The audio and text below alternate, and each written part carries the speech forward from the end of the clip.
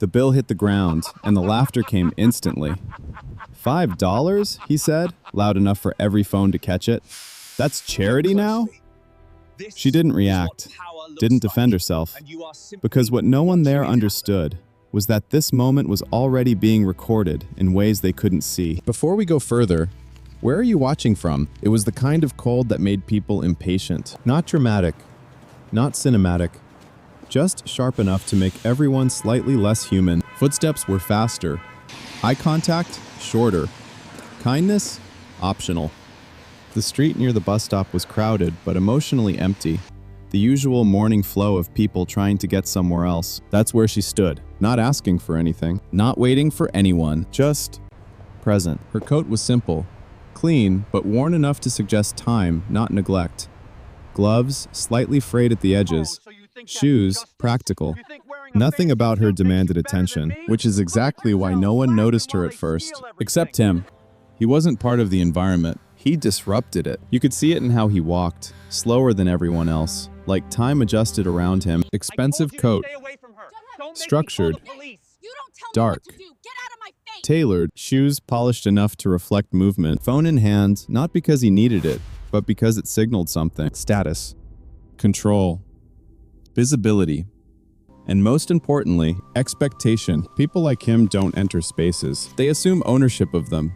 The man sitting near the bus stop, thin, shaking slightly from the cold, barely registered to anyone except her. That was the first detail. She saw him. Not dramatically, not emotionally, just clearly. She reached into her coat, paused briefly, then pulled out a folded bill, $5. Not much, but not nothing either. Especially not here, especially not now. She stepped toward him. No speech prepared, no performance, just action, quiet, direct, intention. And that's when everything shifted. Wait. The word cut through the air, not loud, but sharp enough to interrupt motion. She stopped. Not because she had to, because she chose to acknowledge it. That was the second detail. He stepped in, not aggressively, confident, like interruption was his right. You're giving him that? He asked, glancing briefly at the bill. His tone wasn't curious. It was dismissive. Already decided. A few heads turned. Not many. Just enough. Because conflict, especially unexpected conflict, pulls attention like gravity. Phones didn't come out yet, but they were close. That's how it starts. It's all I have, she said. Her voice was calm, flat. Not defensive, not apologetic, just factual. And that's what made it uncomfortable, because facts don't perform. They don't entertain. They just sit there, waiting to be interpreted. He smiled, not warmly, not genuinely, the kind of smile that prepares an audience before delivering something. You're serious? He said, turning slightly. Just enough to include others in the moment. There it was. The pivot. Private moment to public stage. That was the third detail. A phone lifted, then another. Not fully raised, just angled. Testing. Recording without commitment. You think this does something? He continued. $5? A light chuckle from somewhere in the crowd. Not strong, but enough. Because laughter, even weak laughter, creates permission. She didn't move, didn't retract her hand, didn't respond immediately. That silence? That was the fourth detail. Because silence forces escalation, and he needed escalation. You know what this is? He said, stepping slightly closer. This is people trying to look good when they've got nothing to offer. Now, more phones. More angle, more attention. The moment was forming. The man sitting on the ground looked between them, uncertain, not part of the conflict, but now trapped inside it. That's what public humiliation does. It pulls in collateral. She lowered her hand slightly, not withdrawing, adjusting, recentering, still offering the bill. Just not to him, never to him. That subtle movement, that was the fifth detail. And he felt, because control isn't just about dominance, it's about direction, and she wasn't following his. Go ahead, he said, louder now. Give it to him. But there was something different in his tone, not encouragement, challenge. Because now it wasn't about stopping her, it was about framing her. Let everyone see, he added. That's when the phones fully came up. Clear. Open. Recording. A small crowd formed, not large, but dense enough to feel like an audience. People slowed. Some stopped. Some pretended not to care, while clearly caring. That's the environment where reputations are built and destroyed. She finally moved. A single step forward. Then another, toward the man sitting in the cold, not toward the voice, never toward the noise. And just as she reached him, the interruption came again, sharper this time. Actually, no. He stepped in front of her, blocking, not aggressively, strategically. That was the sixth detail. Let's do this properly, he said, now fully performing. He gestured toward the ground. Drop it. A pause. Then, let's see how far your generosity really goes. The crowd reacted this time, not loudly, but noticeably. A shift, because now it was clear. This wasn't commentary anymore. It was control. She looked at him, not long, not intensely, just enough. And in that look, there was no embarrassment, no hesitation, just observation, like she was noting variables. You want to help, he continued? Then prove it. He pointed again at the ground, and then he reached out, not to take the money, but to flick. The bill slipped from her fingers, fell, spun once, landed near the edge of the sidewalk, close to dirt, close to the street. Laughter. This time, stronger, because the moment had peaked, or so they thought. Phone zoomed in, capturing her, waiting for reaction, waiting for collapse. That's what people expect. That's what they're conditioned to see. But she didn't bend down, didn't rush, didn't argue. She just looked at the bill, then back at him. That pause, that stillness, that refusal to perform, that was the seventh detail, and the first moment where something felt off. Because humiliation usually creates visible impact, but here, there was none. He tilted his head slightly, studying her now, not fully understanding why the moment wasn't landing the way it should. Well, he said, short, impatient, nothing. The crowd shifted again, subtle discomfort, because now they didn't know what role they were playing. Audience, witness, or something else entirely. A car passed slowly in the background, dark, unmarked, easy to ignore, but it didn't leave. That was the eighth detail. She finally moved, but not the way anyone expected. She stepped forward, past him, not acknowledging his position, not reacting to his control, just continuing. Then she bent down, picked up the bill, brushed it once, clean, precise, and without a word, she placed it into the trembling hands of the man on the ground. No speech, no eye contact with the crowd, no need for validation, just action. And that's when the energy broke, not loudly, but completely, because now there was nothing left to mock. The laughter stopped, not all at once, but enough. He felt it. That shift, that loss, not of control, but of narrative. You don't get it, do you? He said. But this time, there was tension, not dominance. She stood up, looked at him once more, and in that moment, something small caught the light near her coat. Metal, subtle, easy to miss, but not invisible. That was the ninth detail, and somewhere, someone noticed. Something about this didn't add up. If you've ever seen a moment where someone should have lost, but didn't, then you already know. This wasn't over. The crowd didn't disperse. That was the critical mistake, because if people had walked away, it would have stayed what it should have been.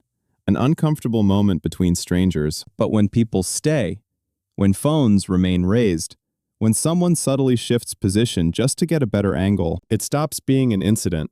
It becomes a stage, and men like him always make the same error on a stage. They mistake attention for power. The $5 bill was now in the trembling hands of the man on the ground. His fingers curled tightly around it, not out of gratitude, but survival. Heat mattered more than dignity in that moment. She had already stepped back, not retreat, resetting, as if the act was complete, as if nothing more needed to be said. And that's where it should have ended. That's the key point. A rational person would have ended it there. Someone with instinct, real instinct, would have recognized her silence wasn't defeat. It was a boundary, a final warning, delivered without words. But he wasn't that kind of person. He was the kind who only stops when the crowd stops watching. And the crowd was still watching. He let out a short laugh, adjusting his cuff like he'd just witnessed something mildly amusing. Nice, he said. Very touching. A few people laughed again, but weaker this time, less certain, because something had shifted after she picked up the bill and gave it away anyway. That's the difference between humiliation and composure. When someone refuses to react the way a crowd expects, the crowd becomes uncomfortable. He felt that. So he did what people like him always do when control starts slipping. He pushed further. You think that's it? He asked. She didn't respond, didn't look at the phones, didn't acknowledge the audience, just stood there, calm in a way that didn't match the situation. That was the 10th detail. Because unnatural calm unsettles people. It removes friction. It gives nothing to push against. A girl at the edge of the crowd whispered, "He should stop." Her friend didn't answer. Still recording. No one intervenes at this stage. Not yet, because the moment still feels reversible. He stepped closer, close enough to pressure, not close enough to look dangerous on video. That's how men like him operate. Controlled escalation, always just beneath the threshold of consequence. "Let me see your hands," he said suddenly. That line didn't belong. Not anymore. Even the crowd felt it. She looked down briefly. then back at him. Why? She asked. Her first real response since giving the money. Short, flat, controlled. And it changed everything, because now he had to justify himself. In front of witnesses, he smirked to see how much pride someone has left when they've got nothing. A few reactions, uneasy this time, not laughter. Recognition. That was the 11th detail, because for the first time, the audience wasn't fully with him. He leaned in slightly, studying her, waiting. He needed a reaction, a crack, anger, embarrassment, anything, because if she reacted, he could reframe everything. But she didn't. You're done, she said quietly. Not emotional, not aggressive, just final. He shook his head. No, he replied. I'm not. That was mistake number 12. Ignoring the final boundary, he turned slightly toward the crowd again, reclaiming the stage. You see this? He said. This is what people do when they've got nothing. They pretend to be generous. This time, almost no one laughed. People were still filming, but differently now, less entertained, more observant. A man nearby lowered his phone halfway. A woman crossed her arms. Someone muttered, "That's too much." The shift had begun, subtle but irreversible. He felt it, and like all performers losing control, he escalated again. He pointed toward the man on the ground. You think $5 fixes anything? He said. No answer. Just the sound of wind. The man didn't even look up. He just held on to the bill. That's what I thought, he added. Then he laughed again. But this time, it echoed wrong, because now he was punching down, and people noticed that, even if they don't say it. She turned her head slightly toward the man sitting on the ground. Just a glance. Quick, but deliberate. That was the 13th detail, because in that moment, she wasn't reacting. She was assessing everyone who was filming, who looked uncomfortable, who might step in, who wouldn't, and who was already leaving. That kind of awareness doesn't happen by accident. Across the street, the black SUV appeared again, slower this time, almost deliberate. It passed once, then again, blending into traffic. That was the 14th detail. A man near a cafe noticed, looked at the vehicle, then back at her, then sent something on his phone. No one else saw, but it happened.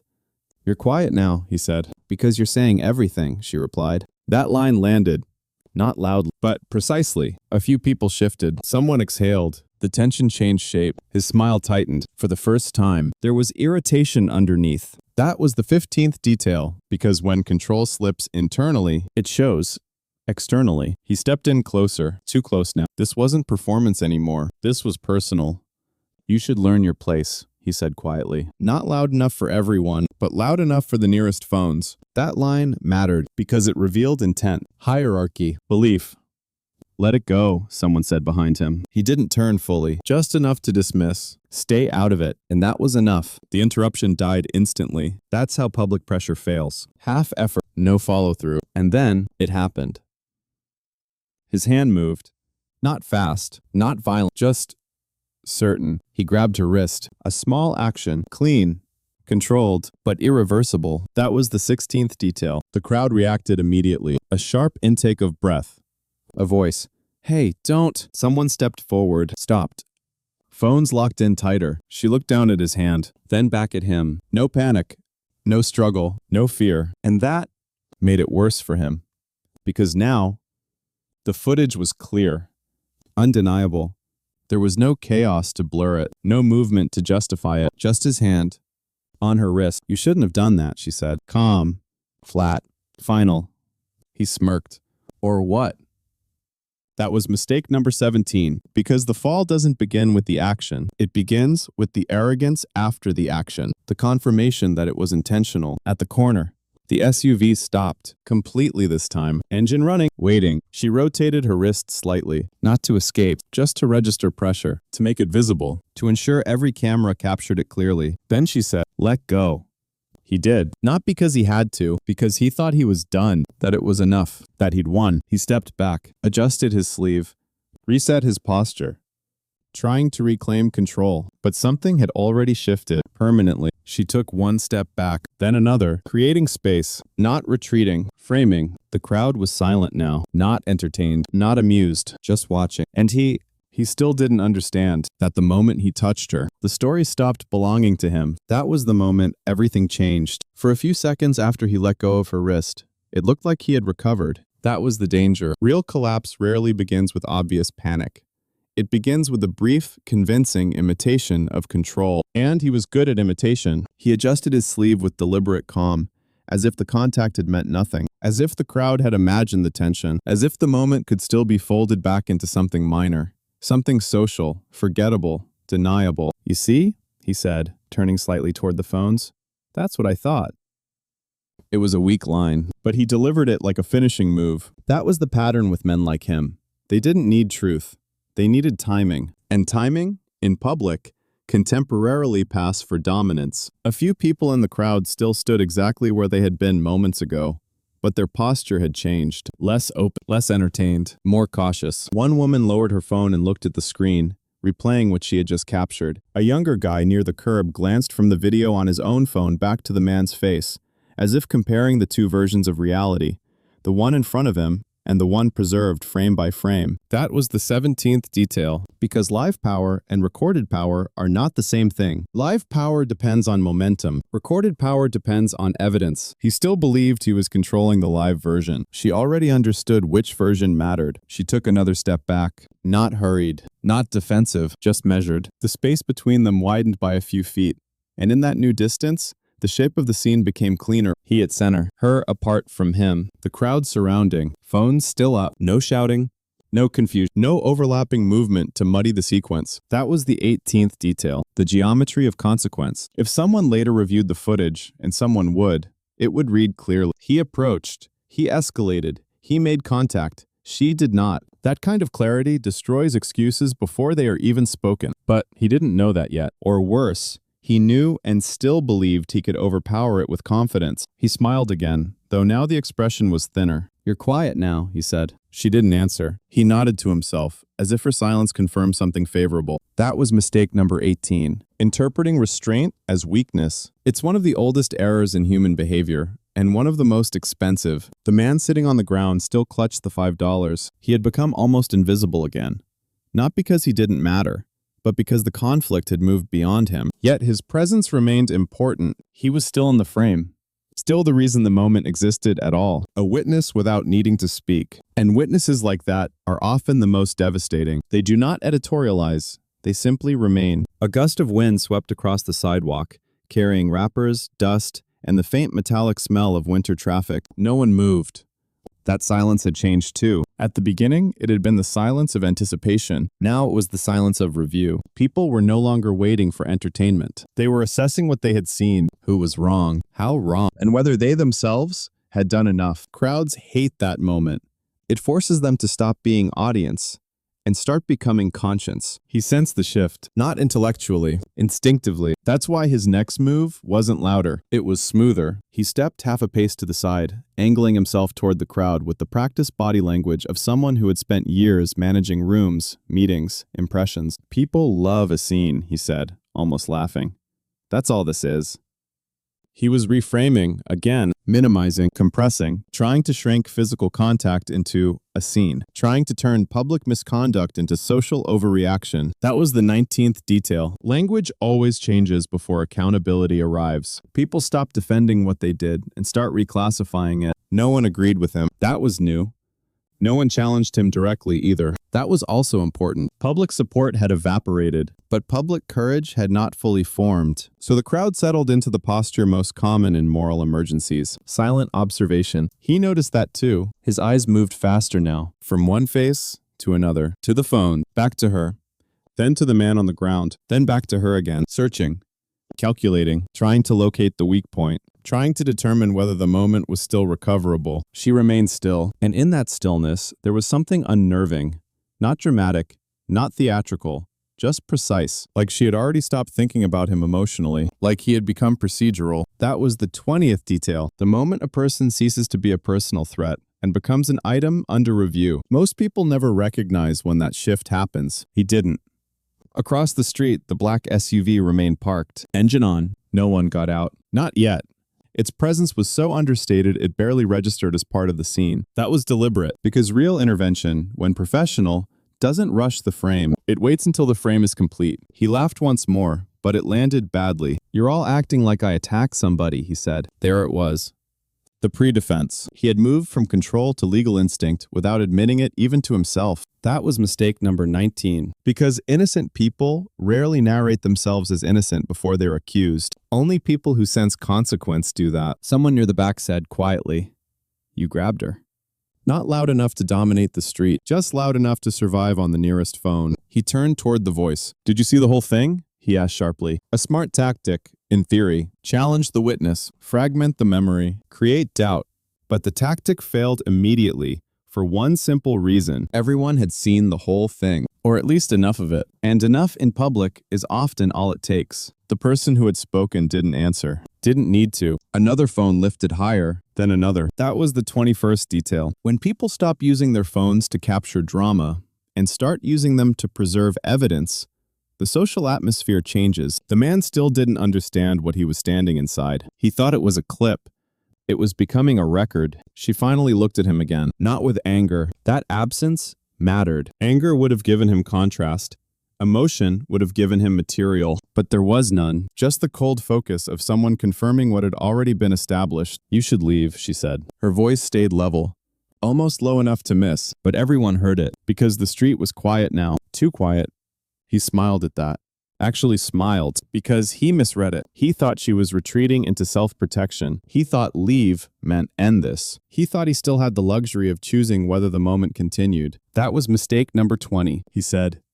"Now you want me to go?" There was satisfaction in the line. Thin, but real. False victory always sounds like that. Slight relief coated in sarcasm. What he didn't know was that she wasn't asking for his benefit. She was documenting one final opportunity, a voluntary exit, a last chance to reduce damage. That's the thing about boundaries enforced by disciplined people. They are often offered more than once. The difference is, after the final offer, the tone doesn't change. The consequence does. He took a step toward her again. Not enough to touch. Enough to signal refusal. "I'm not going anywhere," he said. That sentence would matter later. Not because it was dramatic, because it was useful. Clear resistance, clear intent, clear continuation. The kind investigators love. A man in a gray coat emerged from the cafe across the street holding a paper cup.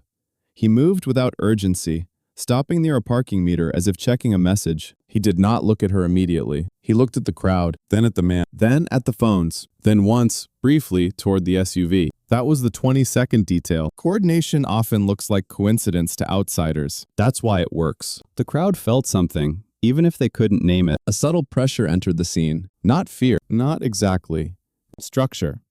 That sensation people get when they realize a chaotic moment may already belong to someone else. The loudest woman in the group stopped whispering. The younger guy near the curb stopped angling for a better shot and simply held his phone still. A delivery cyclist paused without dismounting. Everyone was waiting now. Not for him, for whatever came next. He noticed the waiting and mistook it for suspense. That was his final illusion. He straightened his shoulders and said, "That's right, record it.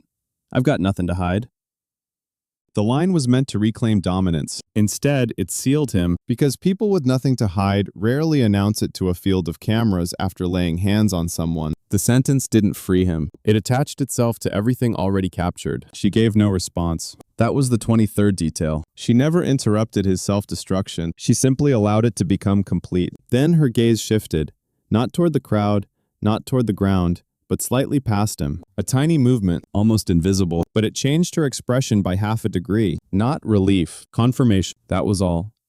He noticed the movement and turned too late. By the time he looked over his shoulder, the man in the gray coat had already crossed half the sidewalk. The SUV doors had opened quietly. No lights, no sound, no spectacle, which made it worse, because spectacle can be argued with. Procedure cannot, he frowned. Not yet afraid, just irritated by the interruption. That emotional miscalculation would matter, because fear might have made him cautious. Irritation made him speak. "What is this now?" he said. No one answered him. Not immediately. And in that brief silence, the shape of the entire morning changed. The crowd wasn't his anymore. The scene wasn't his anymore. Even the footage wasn't his anymore. He just didn't know it yet. This was the illusion of control at its most dangerous. The final moment before recognition, the instant where a person still believes he is standing above consequence, when consequence has already arrived and is merely walking the last few feet toward him. He thought it was over. It wasn't. The first crack in his control did not come from fear. It came from confusion. That mattered, because fear makes people careful. Confusion makes them slow. And slow is dangerous when consequence has already entered the scene. He turned halfway toward the movement behind him, irritation rising before caution had time to form. The man in the gray coat was no longer pretending to check his phone. He was walking with purpose now, steady, direct, and completely uninterested in the crowd. That alone changed the atmosphere. People can sense the difference between curiosity and authority long before they understand why. The phones stayed up. No one lowered them now. No one laughed. No one whispered. Even the traffic noise felt farther away, as if the street itself had stepped back to watch. That was the 24th detail. Silence does not always mean uncertainty. Sometimes it means the room has recognized a shift before the mind catches up. The SUV doors remained open. Two men stepped out. Dark coats, clean posture, no visible rush, no uniforms, which made them harder to read and more difficult to dismiss. Uniforms invite instant interpretation. Plain clothes force people to wait, and waiting, in situations like this, generates pressure. He frowned. "Who are you?" he asked. No answer. That was deliberate. Answering him too soon would have restored his sense of relevance. But the structure of the moment had already changed. He was no longer the one defining what happened next. She did not move toward the newcomers. That was important. Most people would. They would step closer to protection, signal alignment, reach for visible safety. She stayed exactly where she was, still, composed, as if this too had already been accounted for. That was the 25th detail, because calm in the presence of arriving authority reveals familiarity, not dependency, recognition, and a few people in the crowd noticed it. You could see it in their faces, tiny adjustments, small flickers of thought. Wait, who is she? That question had finally begun to spread, not out loud, internally, the best kind, the kind that moves faster than speech. The man in the gray coat stopped a few feet away, not close enough to provoke, not far enough to suggest hesitation. He looked first at her wrist, then at the man, then briefly at the phones around them. He was reading the scene in layers, not emotion. Sequence. That was the 26th detail. Professionals do not enter public conflict by asking who feels what. They ask, what happened? Who moved first? What survives on camera? You'll need to remain here, he said. His voice was low, not loud enough to dominate the block, just loud enough to make refusal sound childish. The man let out a short, incredulous laugh. Remain here? For what? There it was, still performing, still assuming the right tone could shrink reality. But his voice had changed. The confidence was thinner now, less polished, more brittle. That was the 27th detail. Real authority does not need to raise its voice to reveal a crack in someone else's. One of the men near the SUV lifted a phone, not his own, but an official-looking device. Dark case, no wasted movement. He angled it toward the crowd, then toward the man, then toward her. Not recording for memory, recording for chain of custody. The difference is invisible to most people, but she saw it, and because she saw it, she did nothing. No statement, no reaction, no attempt to shape the narrative. She let the process breathe. That was the 28th detail. People accustomed to real systems know that over-explaining is often what amateurs do when they're scared. She was not scared. What is this? The man repeated, sharper now. You can't just walk up and, "Sir," the gray-coated man said, cutting across him without force. "I said, remain here." Again, no threat. No display. And yet the line landed harder than anything else said that morning, because for the first time, he heard something he had been denying from the start, a boundary that was not negotiable. He looked around quickly, at the crowd, at the phones, at her, then back at the men. He was recalculating in real time, but too late. When people begin recalculating after evidence exists, they are not planning victory. They are choosing which version of loss they can survive. A woman near the back of the crowd whispered, "Who is she?" Another answered, "I don't know." But neither of them sounded certain anymore, because the small details that had seemed meaningless 10 minutes ago were beginning to reorder themselves. The stillness, the metal glint near her coat, the lack of fear, the way she never once tried to win the crowd, those things now meant something different. That was the 29th detail. Identity does not always reveal itself in a name. Sometimes it reveals itself through consistency. The man straightened his posture and tried to recover through indignation. "This is insane," he said. "You're acting like I committed a crime." No one responded. That silence mattered more than argument, because if someone had rushed to contradict him, he could have debated.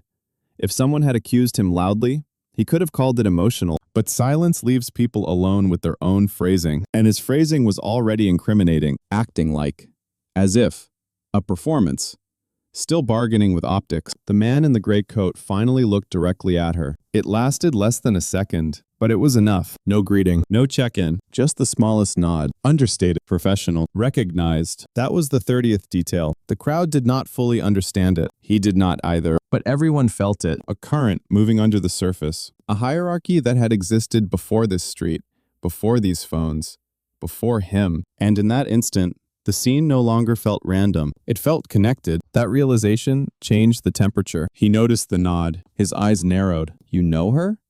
There was no answer. That was deliberate, too. He was still trying to turn facts into conversation. Conversation gives room. Procedure removes it. One of the other men stepped forward and held up a device. On the screen, paused footage, clear enough to identify the moment, his hand on her wrist. He saw it immediately. The change in his face was small, but unmistakable. Not panic. Recognition. That was the 31st detail. The first true glimpse of consequence landing. Because memory can be argued with, video cannot. Not when it is clean. Not when it is close. Not when multiple people in the same space are holding their own copies. That doesn't show context, he said quickly. Too quickly. Again. Mistake. Voluntary defense before formal accusation. The gray-coated man looked at him for a beat and said, "There are multiple angles." That was all. No embellishment. No accusation. And because it was so restrained, it struck harder. Multiple angles. 3 words. Enough to wipe out improvisation. Enough to tell him his private version of the morning no longer mattered. Something happened to the crowd at that line. Not movement. Alignment. Phones lifted a little higher. People took half steps, creating cleaner sight lines without even realizing it. The crowd was not helping him anymore. It was organizing itself around the unfolding truth. That was the 32nd detail. Public opinion doesn't always turn with noise. Sometimes it turns with geometry. Who people face. Who they make room for. Who they stop standing beside. And now, no one stood beside him. The man swallowed once. A tiny motion. Easy to miss. But in moments of power reversal, the smallest physical betrayals become enormous. He shoved one hand into his coat pocket, perhaps to steady himself, perhaps to reclaim some casual posture. It failed. Casualness cannot be rebuilt once the body starts protecting itself. You're seriously doing this because of a misunderstanding? He asked. Misunderstanding, another downgrade. He had moved from scene to not a crime to misunderstanding. Each step smaller than the last. That was the 33rd detail. People scale down language as their options disappear. She finally spoke. Only once. Your hand was on me long enough. Her tone was neutral, almost clinical. And because she didn't add anything else, the sentence had nowhere to hide. No emotional framing. No outrage. No accusation. Beyond the fact. Just duration. Contact. Record. He looked at her. Really looked at her now. As if for the first time. Not as an obstacle. Not as an audience. Not as someone to humiliate. As a problem. And by the time someone reaches that stage, the collapse has already begun. Because the moment a powerful man realizes he has misidentified the weakest person in the scene, everything before that moment starts rearranging itself in his mind. The glint near her coat. The calm. The precision, the warning, the lack of fear, all of it came back too late. That was the 34th detail. Retrospective panic. The mind trying to reverse time by understanding it. It never works. Behind him, one of the SUV doors closed, softly. But the sound carried, not because it was loud, because it felt like a seal. Something about it told the crowd this wasn't a conversation anymore. It was movement toward outcome. You could feel it in the stillness around them. Even the people filming knew they were no longer capturing a random confrontation. They were filming the hinge point. The exact second a public humiliation stopped being entertainment and started becoming evidence with witnesses, he said, "This is over." He meant the scene. The optics, the embarrassment. He was trying to end it through declaration. But declarations only work when people still believe you have the authority to make them. No one did. The gray-coated man replied, "No, sir, it isn't." Simple, flat, unemotional. That line ended whatever illusion remained. And that was the shift. Not the arrival of vehicles. Not the crowd's silence. Not even the video. The real shift was this. For the first time all morning, he understood he was no longer managing a public moment. He was standing inside a process. And processes do not care about charm. They do not care about tone. They do not care what he meant. Only what he did. Only what was captured. Only what comes next. Now, it was moving beyond him. The collapse did not begin with shouting. It began with stillness. That is what most people misunderstand about power reversal.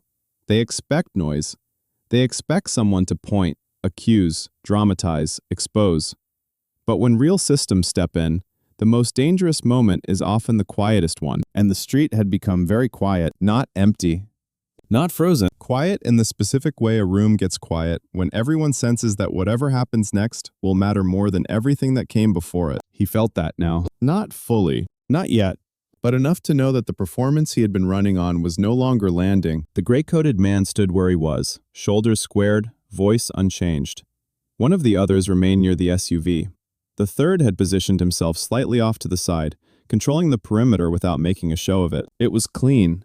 That was the 35th detail. No crowding, no aggression, no dramatic confrontation, just placement. And placement is what trained people use when they no longer need to argue. He looked from one face to another, irritation trying to hold its ground against something colder. Am I being detained? He asked. There it was. The language had shifted again. Not denial this time. Procedure. He was reaching for the legal frame now, because the social frame had collapsed under him. That was mistake number 21. When a man abandons charm and goes straight to phrasing, it means instinct has told him what pride refuses to admit. This is no longer about image. It is about record. The gray-coated man did not answer immediately. He let the question remain in the air. That pause mattered, because a delayed answer creates pressure. It denies the speaker immediate footing.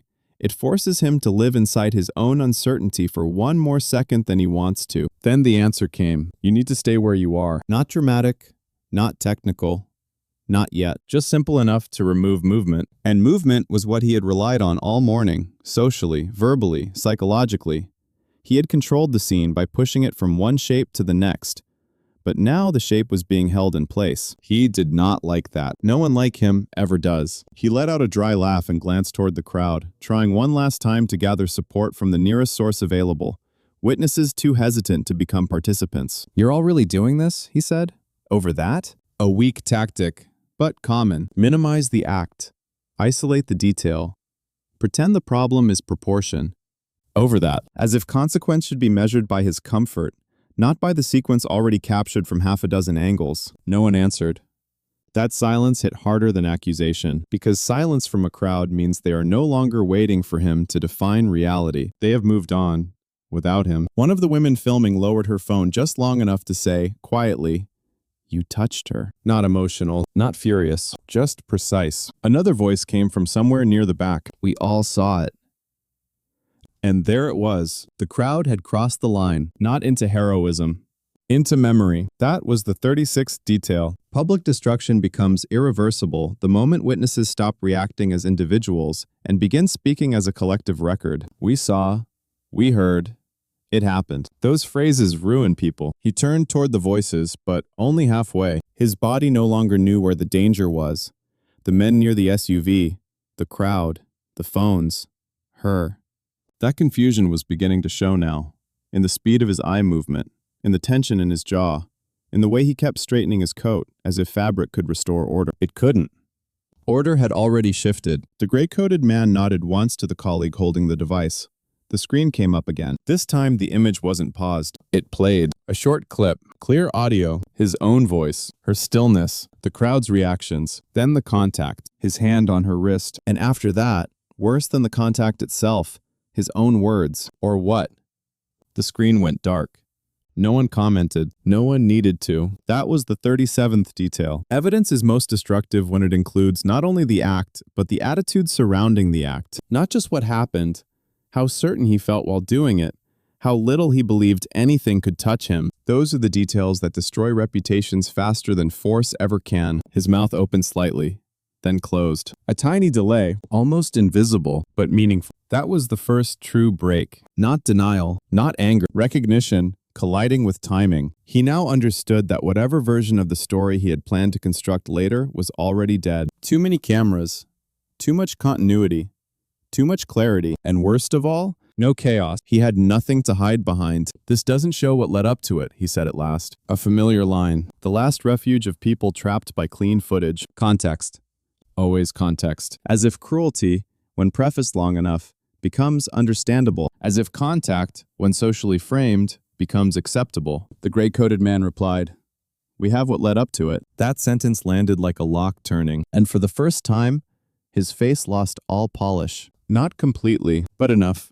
The version of him built for public rooms was starting to peel. What remained underneath was smaller, sharper, more frightened. That was the 38th detail. Controlled people do not suddenly collapse into hysteria. They become tight, economic, defensive. Their faces lose performance before their voices do. He looked at her again. This time, not with contempt, not with irritation, with search, trying to identify her correctly after the fact, trying to place the glint near her coat, the composure, the warnings, the way no one had asked whether she was all right, as if the people who mattered already knew she didn't need to be rescued. It was too late for recognition to help him. Recognition only matters before the act. Afterward, it becomes panic disguised as analysis. "Who are you?" he asked. The question escaped before he could stop it, and the crowd heard it. That mattered, because until that moment, the scene had been about conduct. Now it became about miscalculation. He had not just mistreated someone, he had mistreated the wrong someone. The distinction is ugly, but real, and crowds understand it instantly. Their attention sharpened, phones rose higher. Even those who didn't know what was coming sensed the importance of the question. She answered without moving. "That isn't your problem now." It was the coldest line spoken all morning, not because it was cruel, because it was true. Identity had moved below consequence in the order of relevance. He wanted explanation. The system was giving him sequence. He wanted names. The system cared about footage. He wanted the social hierarchy clarified. The system cared only that his hand had crossed onto her wrist on camera after repeated escalation. That was the 39th detail. Once consequence activates, curiosity is not a defense. The man nearest the SUV took 2 steps forward, measured, not threatening, but enough to close the geometry. The street had rearranged itself around him now. Crowd at the back, vehicle behind, gray coat in front, lateral angle sealed. He noticed the configuration and went still. That stillness was not calm. It was the body's version of calculating exits and finding none. A cyclist across the street had stopped entirely, 1 foot on the curb, phone lifted. A barista stood in the doorway of the cafe, apron still on, watching with the expression of someone realizing their morning had accidentally intersected with something much bigger than gossip. From somewhere behind the crowd came the low murmur of someone saying, "This is bad." It was. But not in the way they thought, because the real damage had already begun before the men arrived. The men were just the public shape of it. The actual destruction had started the second he assumed his own confidence would outweigh her silence. The gray-coated man spoke again. "We'll need your identification." The sentence was clean, administrative, which made it devastating, not because it was dramatic, because it moved the situation from confrontation to entry. Once someone requests identification in a controlled public scene like this, the event stops being a moment and starts becoming a file. He knew that. You could see it in the way his shoulders changed. A fraction lower, a fraction tighter. "I haven't done anything," he said. It sounded weaker than he intended, because even he no longer fully believed the phrase. Not after hearing his own voice on the recording. Not after seeing the crowd refuse him. Not after asking who she was. People only ask that question when they already know they misjudged the field. One of the crowd members said, "You said that before." Another added, "It's all on video." Those lines came from different places. Different people, but together they created something worse than criticism: consensus. That was the 40th detail. Consensus in public is a form of social demolition. It removes ambiguity. It tells every undecided witness where the moral line now sits. It leaves the subject alone, without anyone ever having to say, "You're alone." And he was alone now, completely. Not abandoned by allies, exposed by the absence of any. He reached inside his coat slowly, perhaps for a wallet, perhaps simply to appear cooperative, now that defiance had stopped producing results. "Easy," one of the men said. Again, no panic, no threat, just control. He froze. Another terrible moment for him, because being told to slow his own hand in front of a crowd that had watched him command everyone else all morning was a form of humiliation he had never prepared for. Public reversal always hurts most at the level of rhythm. The man who had dictated pacing was now being paced. The man who had interrupted was now being interrupted. The man who had made someone else stand still was now the one being held in place. That was the destruction, not yet the formal consequence. The destruction. She watched without expression. That mattered more than anything else. No satisfaction, no revenge on her face. No visible triumph, just completion, as if the event had reached the point she already knew it would. That absence of emotion stripped him of one final comfort. He could not even tell himself she was acting out of anger. She looked like someone closing a loop, and loops, once closed, do not reopen, because the person inside them finally understands. He swallowed again and took a slow breath. The crowd caught it. People always do. They noticed the first involuntary sign, the body's betrayal of the mask. One woman actually lowered her phone for a second, not out of sympathy, but because she realized the moment she had hoped for was already happening. He was breaking, not loudly, publicly, in the only way that matters for men like him, visibly losing command of themselves while everyone watches. There was no way out anymore. What happened next was not dramatic. That was the final humiliation. Because men like him can survive a shouting match. They can survive public anger. They can even survive a scene, if the scene is messy enough. What they do not survive well is procedure. Procedure is cold. It does not react. It does not get baited. It does not care how important someone feels in their own mind. And once procedure enters the frame, performance dies. He stood there with one hand still half inside his coat, the motion interrupted, the crowd watching closely enough now to notice every hesitation. Slowly, one of the men repeated. He stopped. Then, very carefully, he drew out his wallet. Not elegantly, not confidently, just slowly enough to show that the command had landed. That was the 41st detail. Submission becomes visible first in pacing. All morning he had controlled the tempo, interrupting, escalating, forcing everyone else to react on his clock. Now his hands moved on someone else's timing. And because it happened in front of everyone, it mattered more than any later consequence ever could. The gray-coated man took the identification, glanced at it, then passed it off without commentary. No expression, no visible reaction, nothing for the crowd to read, nothing for him to negotiate with. That is what made it so destructive. If the men had looked impressed, he might have reached for status. If they had looked surprised, he might have tried connection. If they had shown anger, he might have argued bias, but they showed him nothing, which meant he had nowhere to enter, nowhere to perform, nowhere to climb back in. A woman near the edge of the crowd whispered, "They know exactly who he is." And she was right, not because of the identification alone, because recognition had already begun before the wallet came out. What the card did was formalize it. That was the 42nd detail. In public collapse, there is always a moment when social recognition becomes administrative recognition. That is the point of no return. Before that moment, a person can still tell himself, this is temporary, emotional, misunderstood. After that moment, he belongs to paper, to record, to systems. And systems remember differently than crowds do. Crowds drift, systems archive. The man licked his lips once, a dry, involuntary motion he probably didn't even realize he'd made. He looked toward her again, still standing where she had been, still composed, still not saying more than necessary. That unsettled him more now than any accusation would have. Because by this stage, anger from her would have been a kind of relief. It would have made him feel central. It would have told him this was personal, but it was no longer personal. That was the part he was finally beginning to understand. He had become process, a sequence, a report, a file being assembled in real time. And in that file, her feelings were less important than his choices. That is the kind of realization that empties people out from the inside. "Can we do this somewhere else?" he asked. The sentence was nearly polite. That, too, mattered. This was not the voice he had used earlier. No contempt, no mockery, no crowd-directed charm. Just the first real sign that he wanted out of public view. That was the 43rd detail. A powerful person's first instinct when collapse becomes visible is almost always relocation. Not escape, at first. Privacy, a smaller room, fewer witnesses, reduced optics, because visibility is what hurts. Not morality, not immediately. Visibility. The gray-coated man answered, "You chose the location when you made contact." No one in the crowd moved after that line. Several people actually went still in the exact same way. Not because it was loud, because it was exact. It took the whole morning and compressed it into one sentence. This was not happening to him here. It was happening because of him here. That kind of framing is lethal. It leaves no room for victim posture. He exhaled through his nose and looked down, just for a second. Another tiny break, another visible surrender. Then he tried something else. Not denial this time. Reputation. "You have no idea who I am," he said quietly. There it was. Late. Predictable. Fragile. He should have said it earlier if he wanted it to matter. By now, it sounded less like power and more like memory.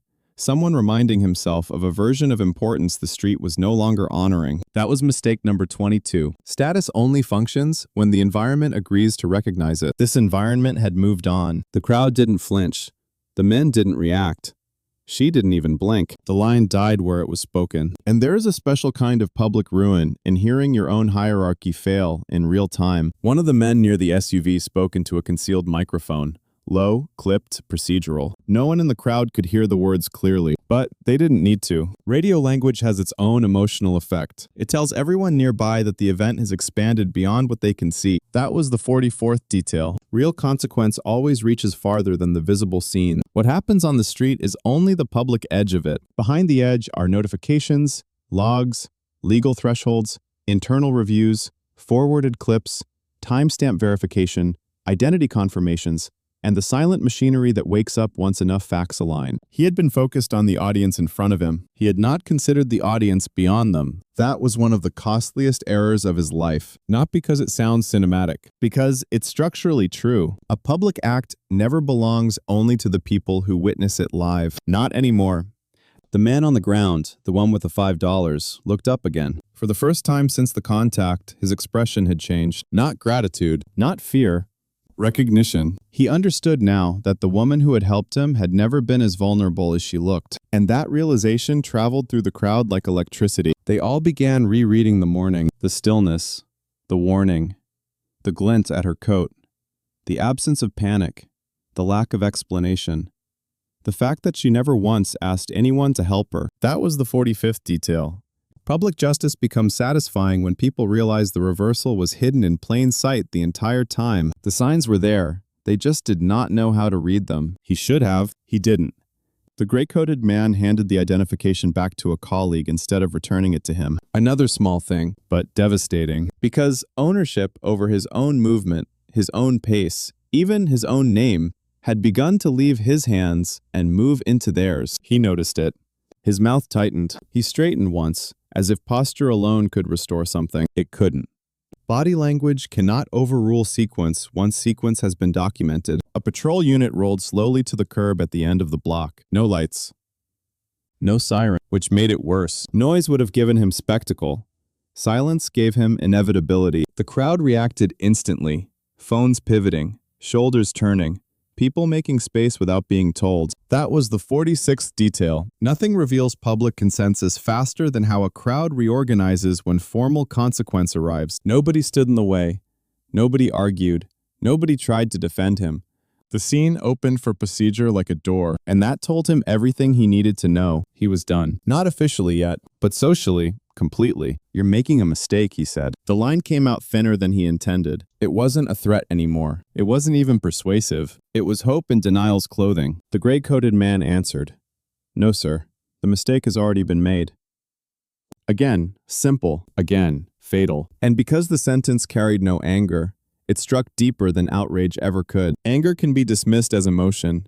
Calm cannot. For one brief second, he looked at the crowd as though he might still find one person, just one, willing to help him reframe it. But by then, the crowd had become something else. Not spectators, not even witnesses. A mirror. And mirrors are merciless when a person can no longer control what they reflect. He saw it in their faces.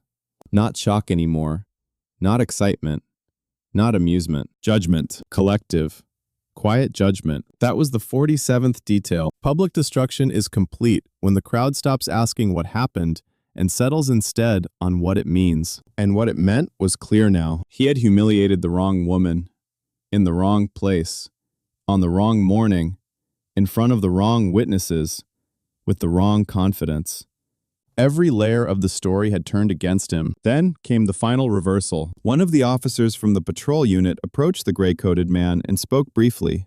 A few words, a nod, another exchange too low to catch. Then the officer stepped back and turned slightly, just enough to acknowledge her. Not dramatically, not saluting, nothing theatrical, just a professional recognition that traveled through the crowd like a shockwave. That was the 48th detail. Authority recognizing authority. No announcement. No introduction. No need. People felt it instantly, and so did he. Whatever remained of his posture gave way, right there. Not a collapse to the ground. Not a breakdown. Worse, a visible internal drop. Shoulders no longer performing height. Jaw no longer set for dominance. Eyes no longer scanning for leverage. He had finally reached the point all public humiliators dread most. Understanding. Too late. Entirely too late. But complete. She took one step forward. Only one.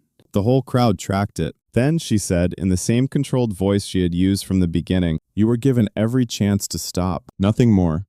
She did not list his actions, did not name herself, did not explain what would happen next. She didn't need to, because that sentence did what the best endings do. It revealed that the collapse had not been sudden. It had been offered away in stages, and he had chosen every one of them. That was the 49th detail. The most satisfying justice is never random. It is earned by arrogance, by escalation, by refusal, by the belief that public cruelty carries no cost. No one spoke after that, not for several seconds. The city noise came back gradually, as if from another block, another life. A bus hissed at the curb farther down the street.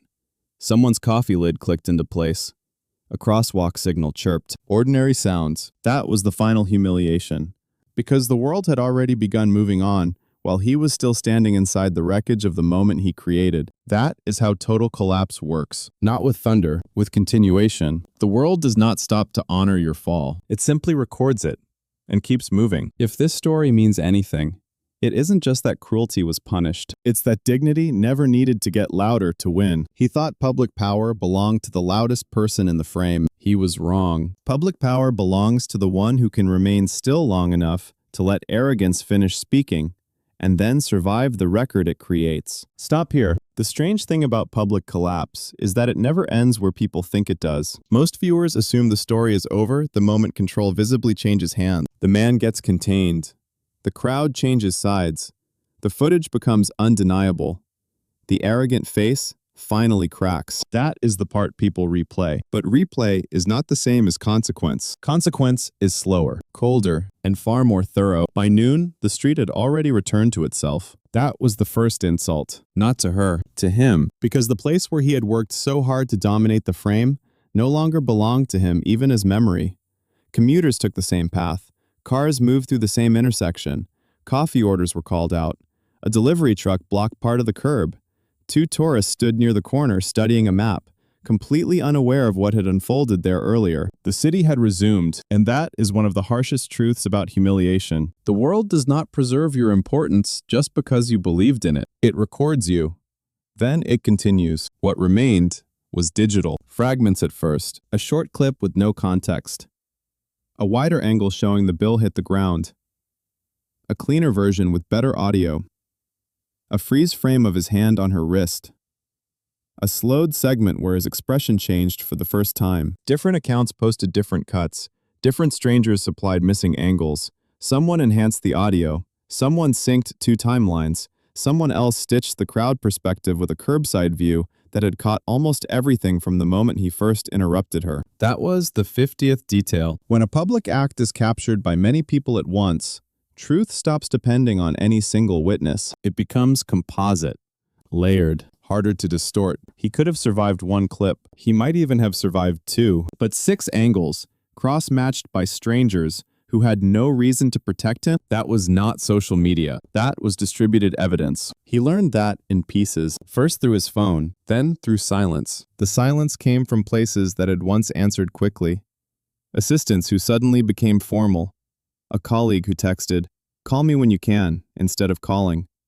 A number he recognized from inside his own organization that rang once and then disconnected before he answered, as if whoever had dialed no longer wanted the conversation recorded on his terms. That was the 51st detail. Power does not disappear in noise first. It disappears in response time. People who once moved quickly for you begin moving carefully around you. Messages lose warmth.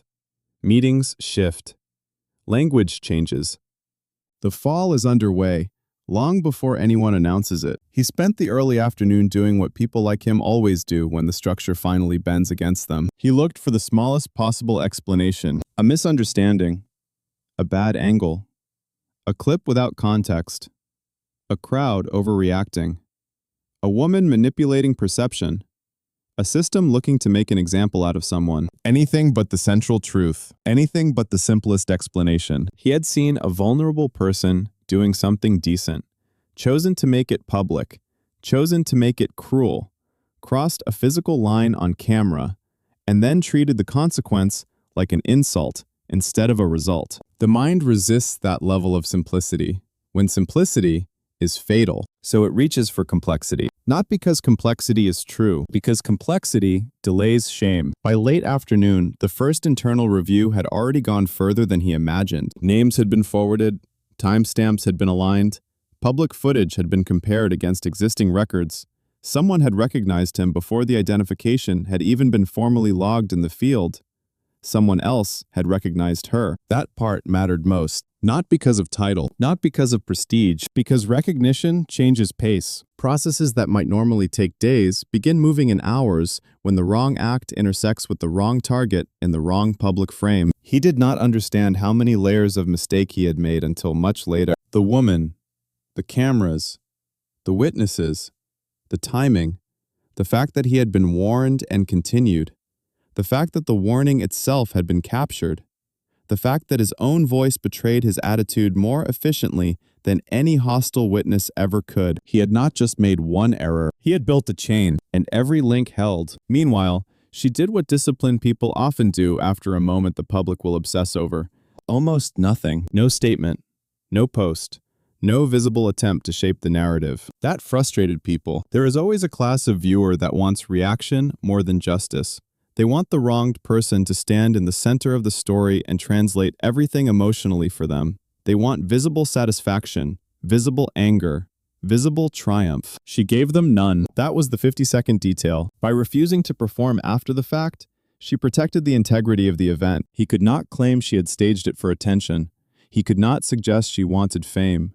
He could not reposition her silence as manipulation after the outcome. She denied him every alternate story simply by staying absent. It was one more form of control. Quiet.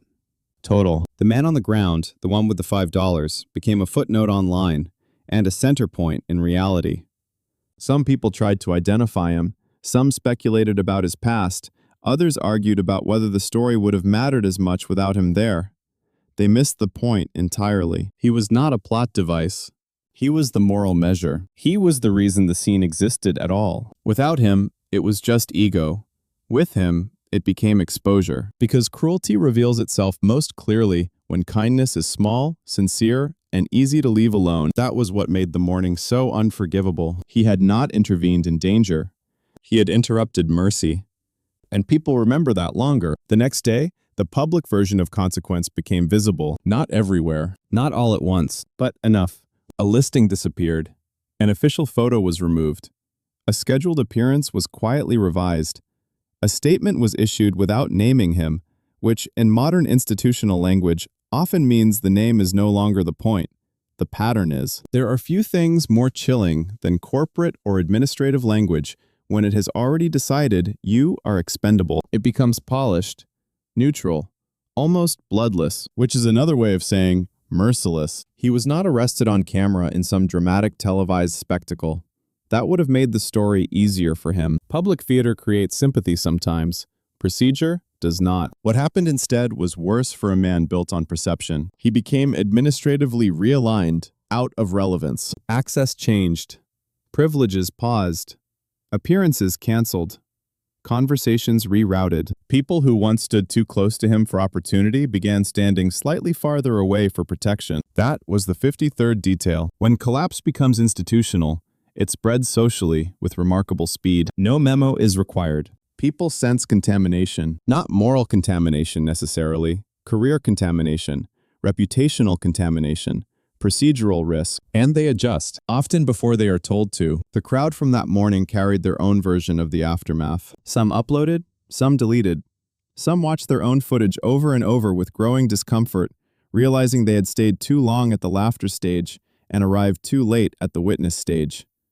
A few told the story differently at lunch than they had felt it in real time, editing themselves into braver versions. That is normal. Memory has vanity, but video is less forgiving. And somewhere in that difference lies the real lesson of the morning. People are rarely as passive as they remember, and rarely as innocent as they later claim. A crowd is not one mind.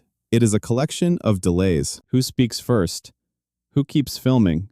Who lowers the phone? Who looks away?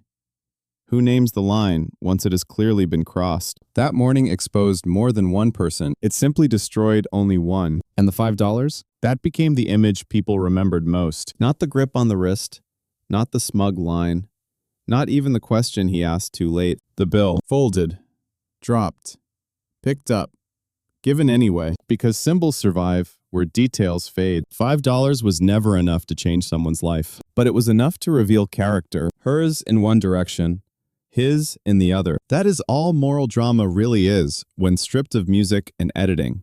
A small object passing through the hands of two people and showing the world exactly who each of them is. If you reduce the story to its cleanest form, it becomes almost embarrassingly simple. A woman offered her last $5 to someone colder than she was. A man with more than enough decided to make that act smaller in front of witnesses. He mistook decency for weakness. He mistook silence for lack of power. He mistook public attention for immunity.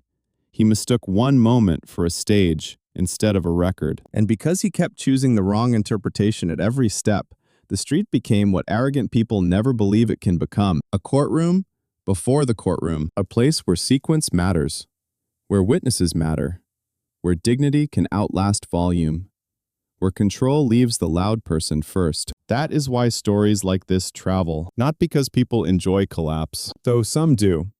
Not because everyone cares about justice. Many don't until they can watch it happen cleanly. Stories like this travel because they satisfy a deeper hunger. The hope that restraint is not helplessness.